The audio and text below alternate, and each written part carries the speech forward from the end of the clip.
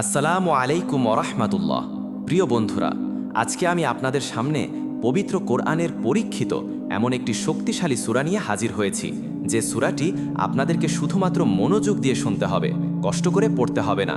কেননা এই সূরাটি শুধুমাত্র শোনার দ্বারাই আপনার মনের সকল নেক আশা আকাঙ্ক্ষা এবং হাজতগুলো গায়েব থেকে পূরণ হয়ে যাবে। অভাব অনটল থাকলে গায়েব খাজানা থেকে অলৌকিকভাবে রিজিকের ব্যবস্থা হয়ে যাবে।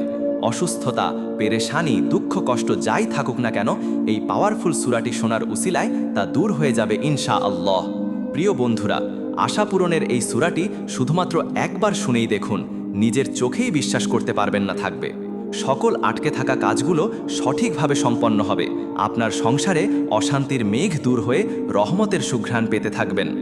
আপনার যত বড় বিপদই থাকুক না কেন, এ সূরার উসিলায় সকল বিপদ থেকে মুক্তি পাবেন, সকল বালা মুসিবত দূর হয়ে যাবে এবং আপনার যত বড় অসুস্থতায় থাকুক